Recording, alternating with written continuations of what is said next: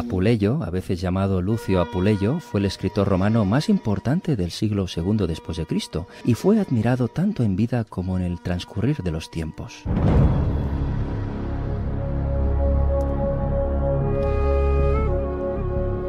Apuleyo nació en la ciudad romana de Numidia, en la actual Argelia, y su obra más conocida es El asno de oro, o Metamorfosis. En este sentido, nos referimos a la única novela romana que ha sobrevivido completa hasta la actualidad.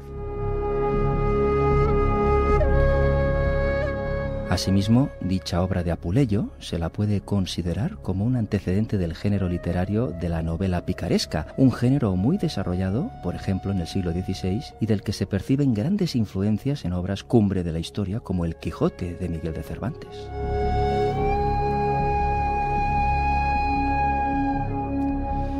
Para conocer las reflexiones filosóficas y espirituales de esta obra, El asno de oro del siglo II después de Cristo, y de la vigencia de sus mensajes, nos acompaña esta noche una vez más, en Luces en la Oscuridad, el doctor Isaac Jaulí, doctor en psicología, psicoterapeuta y miembro de la Sociedad Teosófica Española.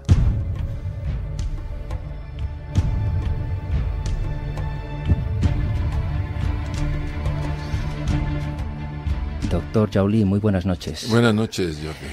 Gracias por estar una vez más. Gracias a ustedes. Bueno, vamos a hablar de esta fábula, doctor, y de Apuleyo, de su autor, ¿no? Del siglo II después de Cristo, ¿no? Y para hablar del significado de esta fábula, del asno de oro, escrita por, como decimos, el escritor romano Apuleyo, hay que decir que se trata, creo yo, de la única novela latina completa que se ha podido hallar y que también es conocida bajo el nombre de Metamorfosis, ¿no? Pero ¿cuál es el argumento de dicha obra, doctor? ¿Cuál es la temática, para empezar? Vamos a hacer una síntesis porque no podríamos tener el tiempo suficiente para narrar cada parte. En realidad, Lucio, que es el personaje de la obra, sí, que puede decir que habla el mismo autor, algo de Apuleyo hay en Lucio. Él habla en primera persona y él va a iniciar un viaje a Tesalia, a regresar a la casa de su madre. Tesalia era famosa en la época de los romanos por ser un lugar donde se daban los brujos, los hechiceros. Cuando alguien escuchaba la palabra Tesalia, se refería a algo que tenía que ver con la magia. No solamente la magia blanca, sino la magia negra en especial. Entonces, él va a iniciar un viaje hacia ese lugar. En el camino ocurren varias cosas, pero él tiene una peculiar característica. Es muy curioso. Vamos a decir que cuando inicia su viaje, es irónico intelectualmente, es cínico, escéptico y es muy bromista, pero hace bromas para evadirse. Vamos a decir que es una característica de Lucio. Llega a la población donde la madre era originaria y en lugar de irse a vivir a la casa de una prima, se va a vivir a la casa de una mujer que era una bruja y que el marido era un prestamista. O sea, se va a meter a la boca del lobo porque está muy atraído por los elementos mágicos. Se siente atraído. Estoy sintetizando. Durante su estancia en esa casa, a pesar de las advertencias de la prima que le dice que no vaya a meterse a esa casa porque vive ahí una mujer con muchas facultades pero oscuras, él ve en un momento dado que esta mujer se convierte en un macho cabrío, en un momento que toma una pócima. Entonces Lucio él tiene ganas de convertirse en un pájaro. Hay una chica que ayuda a la bruja que se llama Fótide y le pide que le dé el brebaje para convertirse en pájaro. Y Fótide dice que sí, pero que en un momento dado se equivoca y en lugar de darle el brebaje para convertirse en pájaro, le da para convertirse en burro. O sea, se transforma en un burro. Entonces él mantiene su mente clara, pero no puede ni hablar y está físicamente como un asno. Y le dice Fótide que estaba avergonzada de haberle equivocado en las pócimas, pero que al otro día, si come ya unas rosas, volverá a tener su forma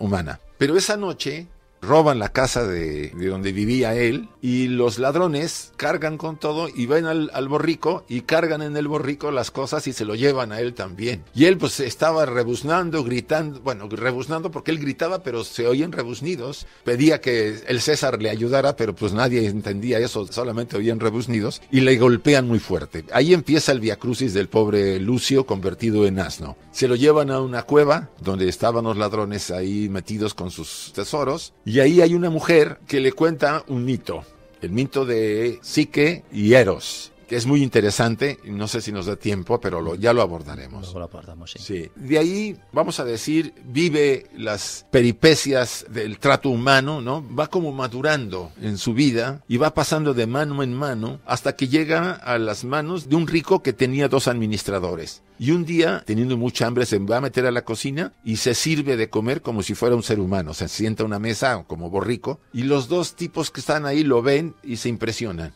Entonces deciden amaestrarlo y exhibirlo en ciertas ferias porque actúa como un ser humano. Finalmente, uno de ellos le propone que se una a una mujer. En la época romana, las exhibiciones entre humanos y animales no era nada raro. Y él, asustado, sale corriendo y se mete al mar, donde invoca a la diosa Isis. Ella aparece y le dice que al otro día van a ver unos sacerdotes que le van a dar las rosas que él necesita para recuperarse. O sea que, resumiendo un poco, el argumento de esta obra del siglo II después de Cristo, El asno de oro, es un poco, podemos decir, un viaje iniciático de transformación. También, eso. ¿no? O sea, resumiendo, El asno de oro narra cómo el joven Lucio, víctima de un hechizo fallido que lo transforma en asno, pero sin perder sus facultades intelectuales salvo el lenguaje. Transformado en asno, Lucio pasa por varios amos y vive diversas aventuras. En este sentido, bajo esta apariencia de asno, Lucio oye y ve gran número de cosas extrañas, ¿no? Las mismas que son relatadas como cuentos intercalados en la novela, hasta que la diosa Isis le devuelve su forma humana, ¿no? Hay que decir que el tono humorístico es dominante en esta obra, pero también hay reflexiones de tipo filosófico y religioso, ¿no? En este sentido, y refiriéndonos a estas reflexiones de tipo filosófico y religioso que contiene esta fábula, decíamos que esta obra es también conocida, doctor, con el nombre de metamorfosis, ¿no? ¿Cuál es el concepto de metamorfosis en este texto del siglo II después de Cristo? ¿Qué es la metempsicosis? Es un proceso por el cual los constituyentes psicomentales de nuestra naturaleza se transforman hacia el interior por el esfuerzo personal y el mérito. En otras palabras, es la transformación del ser humano a través de un esfuerzo y una disciplina personal después de haber pasado por un proceso y experiencias muy difíciles. He aquí donde el tema de Lucio tiene mucha razón. Él primero inicia un viaje, va a Tesalia. Es un viaje iniciático, como ya dijiste, Jordi. Un viaje que requiere mucho esfuerzo, sacrificar muchas de las estructuras viejas que él trae, porque recuerden que era cínico, vamos a decir, muy ligado a debilidades humanas, escéptico, irónico intelectualmente. Todo eso se va a transformar. Él tenía un tema con la madre, ¿no? Había ahí una relación, vamos a decir, un complejo de madre negativa, si podemos decirlo así. Estoy hablando ahorita como psicólogo, ¿sí? Sí. Esas tendencias se activan cuando encuentra en el camino a unos viajeros que le cuentan sobre la magia y la hechicería de Tesalia. Y él se encandila, se siente muy atraído y por eso llega a la casa de Pánfila, la bruja. No llega a la casa de la prima. ¿Por qué? Porque se siente más atraído por los aspectos débiles.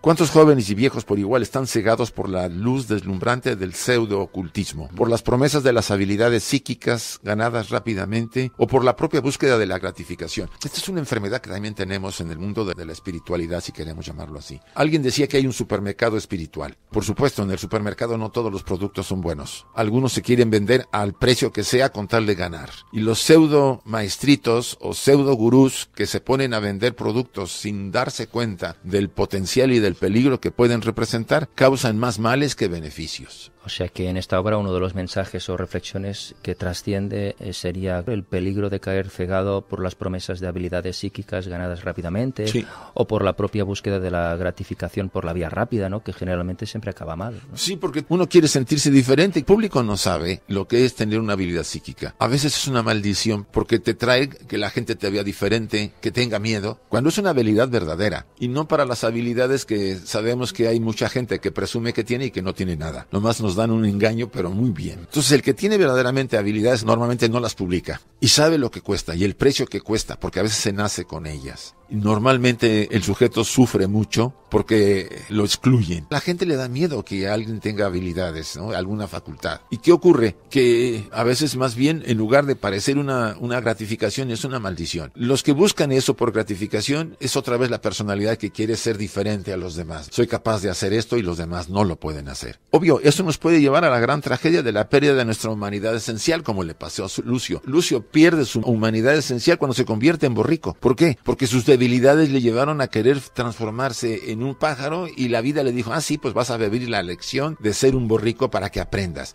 Obvio, eso es simbólico. O sea que, como decíamos, el método de transformación de Lucius, el personaje de la obra, por el cual se lleva a cabo su viaje, es el de la metempsicosis, ¿no? Sí. La metempsicosis, entonces, sería como un proceso psicológico en el que también tienen mucha importancia el esfuerzo personal y el mérito propio para hacer ese cambio. Sí, pero tienes que pasar primero por un proceso de depuración, como es el que pasa a él. El convertirse en borrico o sacar su parte animal, que también puede ser un simbolismo, ¿no? Adherirse a esa animalidad que todos tenemos, es parte del proceso. Recuerda que lo que repetimos mucho, nadie puede subir al cielo si no pasa por su infierno, como decía el Dante en la Divina Comedia. Entonces, Lucio tuvo que bajar a su infierno, a madurar, a darse cuenta, a pasar por diferentes dueños cuando era borrico para vivir las experiencias y aprender. Y a reconocer su propia sombra también. Eso.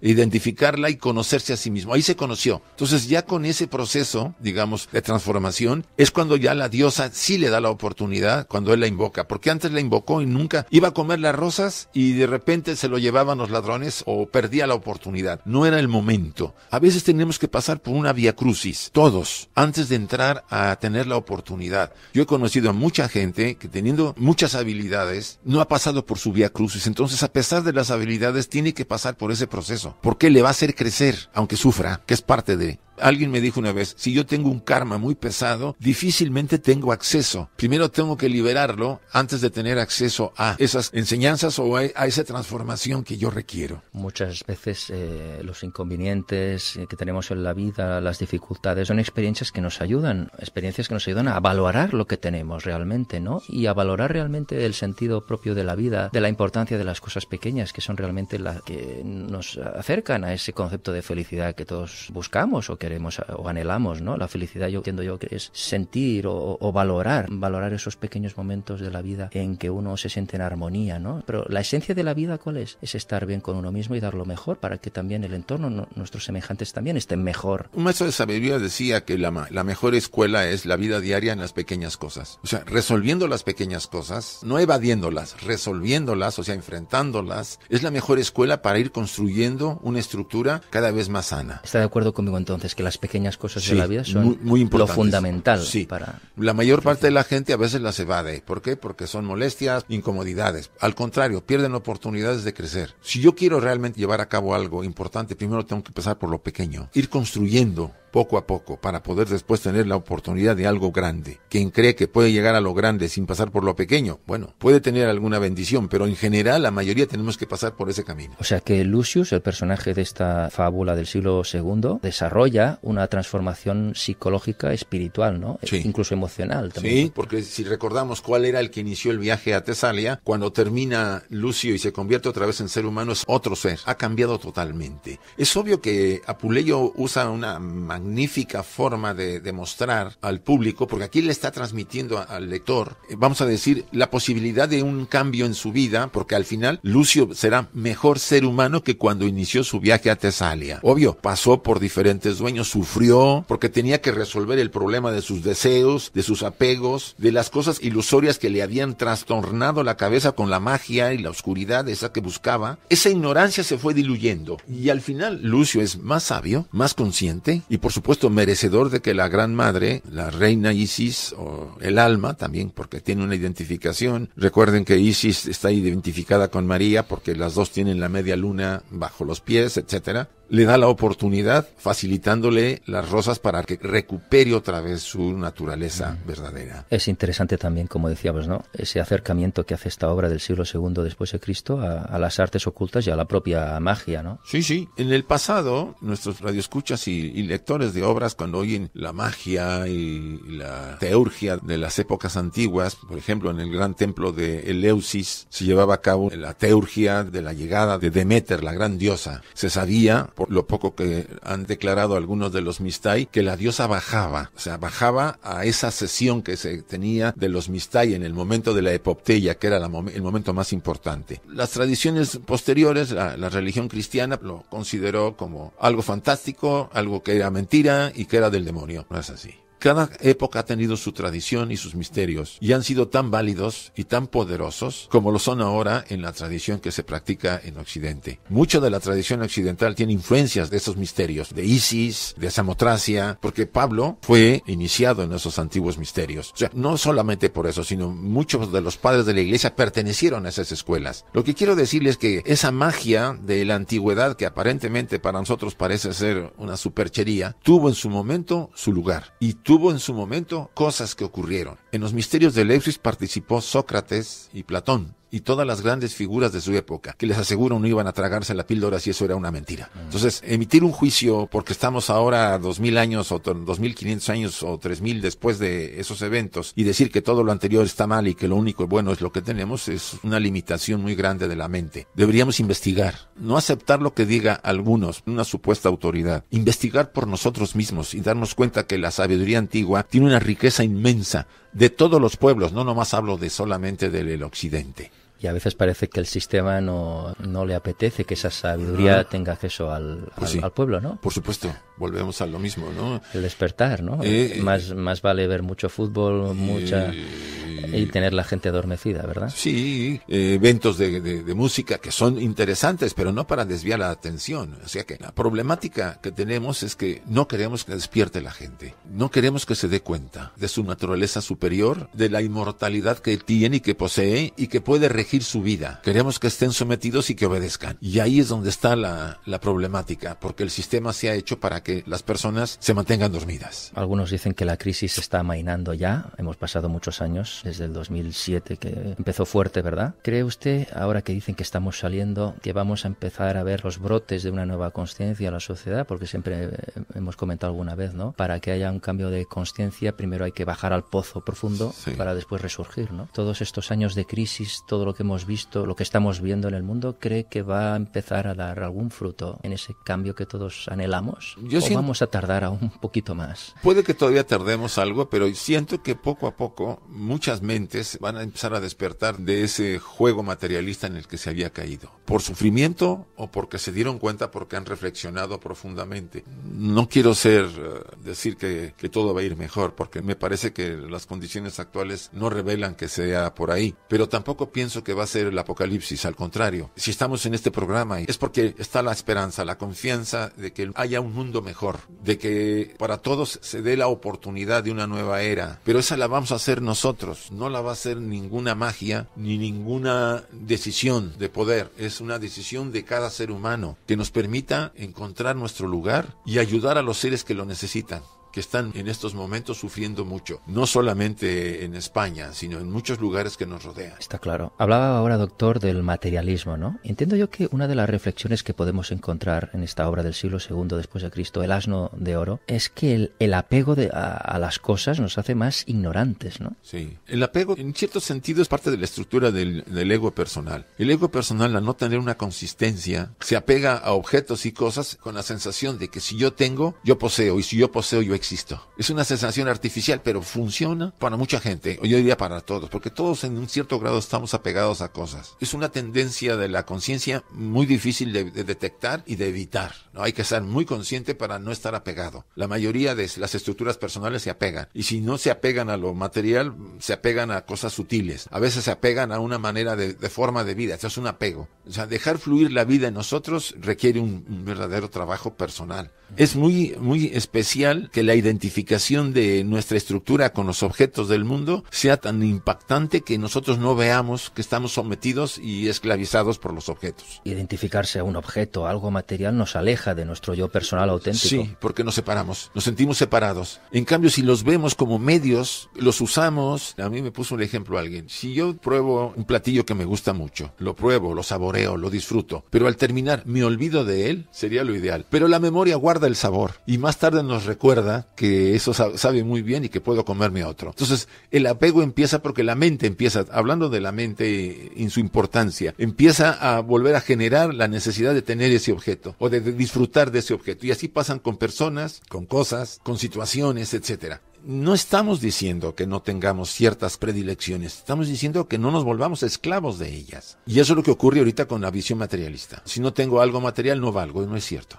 yo valgo por lo que soy. En esta fábula del asno de oro, el personaje, Lucio, o el asno, que es lo mismo, ¿no?, comienza a recibir las experiencias de su peregrinar en manos de sus distintos amos y conoce las vergüenzas, miserias e injusticias del género humano, ¿no? Un elemento, un tema que está completamente vigente hoy en día, ¿no? Pues sí, las crisis que se han vivido han sido por unos cuantos ambiciosos que quisieron ganarse todo el dinero del mundo sin importar lo que iban a generar. La crisis que se inició hace unos años tuvo origen en las casas de bolsa en los Estados Unidos. ¿Qué ocurre? Que esa gente era la gente más preparada en las mejores MBA del mundo. Que ese es el tema. Yo puedo tener conocimiento, puedo ser erudito, pero un desalmado. No me importa lo que a la gente le ocurra. Es la gran diferencia entre el erudito y el sabio. El sabio se preocupa por los demás, porque pone en práctica y sabe que estamos todos correlacionados y que lo que él haga ayudará a mucha gente, además de ayudarse a sí mismo. El erudito no. El conocimiento per se no lleva a ningún lugar. Es más, nos puede confundir más y volvernos más egoístas. Y es lo que ocurre con muchos de los seres que tienen poder. Saben mucho, son muy inteligentes, pero están desalmados. Lo usan para la maldad o para destruir o no les importa el precio que se pague con tal de ganarse unos millones más. Eso tiene que ver con la transformación, por lo que pasa a Lucio. Toda esa actitud cínica que él tenía desaparece cuando vive esas experiencias con los diferentes amos de que estamos hablando, con ese dolor que los humanos le hemos ido infringiendo, porque Lucio puede ser cualquiera de nosotros. Y también nosotros somos todos esos humanos que lastimamos a los demás con tal de conseguir nuestros objetivos en la vida. ¿Qué función e importancia tiene, doctor, la diosa egipcia Isis en la trama de esta fábula? Ella representa el alma de Lucio, que observa el proceso de transformación y llega el momento en que decide que ahora ya termina y ya puede merecer volver a tener su forma, simbólicamente, adquirir la verdadera naturaleza humana, porque todos somos más un animal que un verdadero ser, debido a que estamos condicionados y educados para actuar como animalitos, ¿no? Alguien decía, comemos, dormimos y hacemos el sexo, y eso lo hacen los animales. ¿Qué nos diferencia de ellos? Que somos capaces de remontar ese estado, sin dejar de reconocerlo, porque es parte de nuestra naturaleza, y activar lo que somos verdaderamente, el ser espiritual que hay en nosotros. Eso es lo que soy, no el animal. El animal es el medio para estar en este mundo, para trabajar en este mundo y ayudar a otros, primero a mí y después a otros, porque no puedo dar lo que no tengo. Antes apuntar que Isis es el nombre griego de una diosa de la mitología egipcia. Su nombre egipcio era Ast, que significa trono, representado por el jeroglífico que portaba sobre su cabeza. Fue denominada Gran Maga, Gran Diosa Madre, Reina de los Dioses, Fuerza Fecundadora de la Naturaleza, o también Diosa de la Maternidad y del Nacimiento, ¿no? Hablaba, doctor, de Eros, de la psique, y Eros también era un dios. Sí, se supone que es uno de los primeros dioses en la mitología griega, de los creadores o formadores de este cosmos. Eros es la expansión, Tánatos es la muerte, la contracción. Todos llevamos a Eros y a Tánatos. Eros funcionó hasta que llegamos al máximo de nuestro desarrollo y ahora Eros va perdiendo fuerza y Tánatos va adquiriendo más poder porque empezamos a morir. Alguien dice que desde que nacemos, pero supongamos que vamos a morir a partir de los 45 empieza la muerte.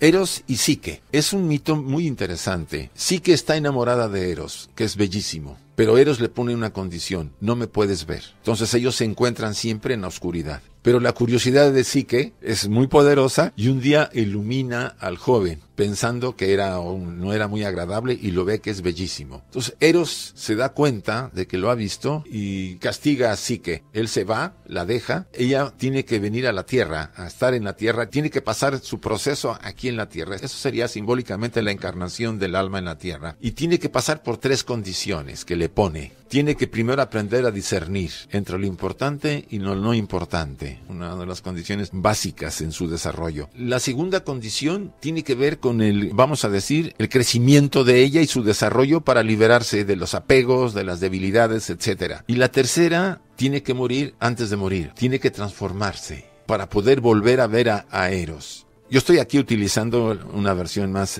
psicológica en la explicación de este mito, que es un gran mito, pero que nos refleja nuestra naturaleza. Sí. Nosotros hemos venido aquí a aprender, a liberarnos de este enjambre que la personalidad ha creado, y cuando estemos listos volveremos con nuestro verdadero amado, nuestro ser interno, nuestra alma, que eso significa Eros. Eros es esa fuerza divina que está en nosotros y que siempre está esperando que seamos triunfadores en este plano para volver a nuestro verdadero hogar, porque este no es el nuestro hogar. Estamos como de paso, una temporada que dura pues unos años, unos 80, 90 años, pero volveremos a donde pertenecemos realmente. Y la psique simboliza ese trabajo personal que venimos a hacer también, Sí, ¿no? sí que es una bella dama, es una parte femenina nuestra que tiene como función importante liberarse de todos esos aspectos, de esa curiosidad, entre comillas, que tiene que ver con... Porque la curiosidad era de ver la forma, quería ver la forma a Eros, no se conformó con ver la energía, era la forma. No se conformó con el fondo, ¿no? No, sino como con... nosotros queremos ver las formas, tocar las cosas, ¿sí? Es lo que nos hace volver a encarnar, el deseo de volver a ser humanos. Si el alma vuelve a la tierra es porque el karma lo obliga, debido a que quiere volver a experimentar vida otra vez y dejó cosas pendientes. En este viaje iniciático que decimos de transformación que desarrolla Lucio, ¿no? El personaje de esta fábula, el asno de oro, entiendo yo que se ve reflejado en esta historia la necesidad de un cambio de conciencia, ¿no, doctor? Un tema que por otra parte está de plena vigencia en la actualidad. Sí, creo que hay muchas maneras de poder nosotros tomar conciencia de ese cambio de conciencia, redundando un poco. No puede hacer a través de la tradición cristiana que la gente en la mayor parte puede practicar, lo puede hacer a través de otras tradiciones como la budista que se centra mucho en eso, o lo puede hacer a través de los grandes mitos. Casi todos están muy ligados porque eran historias iniciáticas que se presentaban en los grandes misterios, como es el misterio de Deméter y Perséfone, como es el de Isis y de Osiris. Todas esas leyendas nos hablan de la transformación. El Minotauro. Recordemos lo del Minotauro que está en el centro de que solamente puede salir por Ariadna, el hilo de Ariadna, y poder tener el héroe la capacidad de matarlo y de liberarse. Todos nos hablan de transformación. Ariadna era el alma que le facilita el medio, como a Dante le facilita Beatriz la salida y la guía, porque ella es la que manda a Virgilio para que lo guíe en los infiernos, como el Quijote se deja llevar mucho por la inspiración de Dulcinea del Toboso, como el Goethe también se deja llevar por la niña con la que él se enamora, bueno, en la obra de Fausto. Este cambio de conciencia que podemos ver en esta fábula, ¿no? El asno de oro, entiendo que está reflejada de alguna manera por la redirección de los pensamientos que efectúa el personaje, ¿no? Al final de ese viaje, ¿no? De sus enredos exteriores, y pasa a una realización donde se destaca la importancia de esa unidad, ¿no? De la fraternidad humana, ¿no? Sí, es uno de los aspectos que a mí me llamó la atención en esta obra, ¿no? Que al final Lucio, ya transformado en esa nueva humanidad que tiene conciencia no solamente de su cambio, sino de su relación con todos los seres, esa conciencia de unidad, de fraternidad, de la que todos tendríamos que ser conscientes de ella si estamos en un estado de equilibrio interno, y nos permitiría darnos cuenta que no hay enemigos, que todos son nuestros hermanos y que tendríamos que extender la mano para los más necesitados. No, lo que hablamos hace unos días, doctor, de esa transformación personal, ¿no? Sí. Dejar de lado el egoísmo, sí, el individualismo, la ambición desmedida, la competición,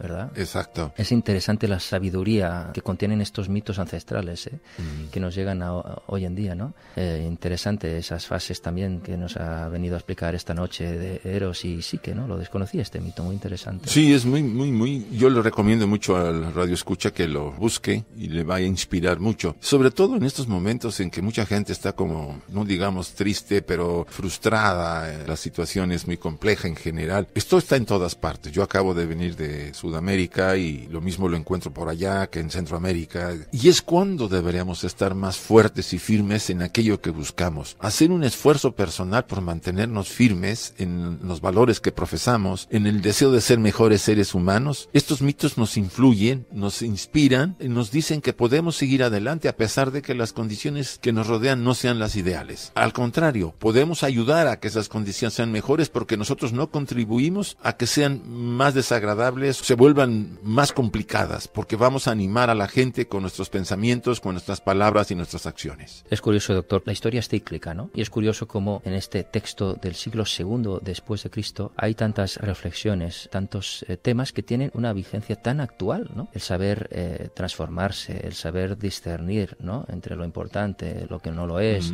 el desarrollo personal, ¿no? Ser menos egoísta, el apego, ¿no?